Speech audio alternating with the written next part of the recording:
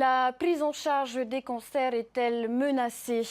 3 des 5 oncologues en activité s'apprêtent à quitter le Fénois dans les prochains mois et on leur cherche toujours des successeurs. Le turnover des médecins a de quoi inquiéter alors que 35 chimiothérapies sont pratiquées chaque jour en moyenne à Tahiti.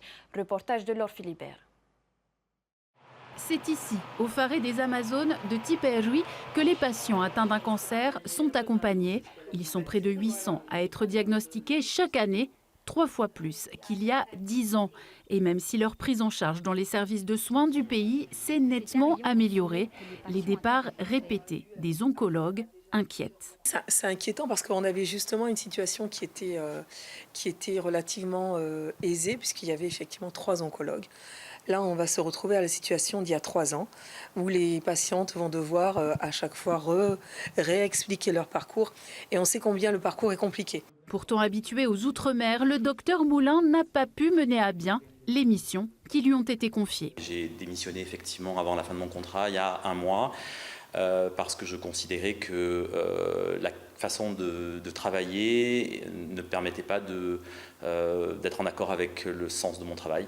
Et je perdais le sens de ce que je faisais. Entre juin et novembre, les 3 oncologues vont disparaître du CHPF et restera que l'oncopneumologue et puis le docteur Hervé Anville. Et après, ce sera peut-être effectivement des médecins qui viendront en vacation de 2 mois, 3 mois, 6 mois, 1 an, puis repartiront. Et je pense que ça, c'est très très dommageable pour les patients. Le manque d'oncologues, c'est pas quelque chose qui est spécifique à la Polynésie. Les Outre-mer sont également touchés. Le but, c'est d'arriver à attirer justement ces professionnels de santé. Donc avec l'ICPF, justement, en ce moment, il y a une mission avec Unicancer. Clara est prise en charge pour un cancer depuis 2 ans et demi et doit changer de médecin. En tant que patiente, on n'est pas un numéro. On n'est pas un numéro de DN. Et il est important d'avoir affaire à un référent. Si on a un référent tous les 2-3 mois différents, il y a une confiance qui se lie, qui se noue avec notre oncologue en fait. Pourquoi aujourd'hui, en 2024, la Polynésie n'arrive pas à recruter des oncologues, ou du moins à les garder? En début d'année, je n'ai pas pu avoir ma chimiothérapie ciblée pour la simple et bonne raison qu'ils étaient en rupture de stock. Ils arrivent complètement abasourdis et puis ils s'orientent dans leur petit couloir. J'ai même envie de dire le couloir de la mort, excusez-moi, mais ils sont complètement dans un parking en bas et en plus ils sont accueillis dans des conditions graves. J'ai même vu l'état vétuste d'une chambre.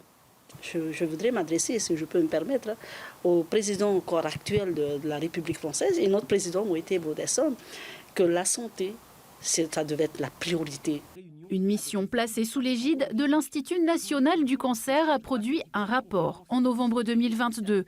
Il souligne déjà un manque d'attractivité et la faible fidélisation des personnels médicaux, un problème sérieux auquel doit faire face le pays, précise-t-il. Je pense que le problème n'est pas d'aujourd'hui.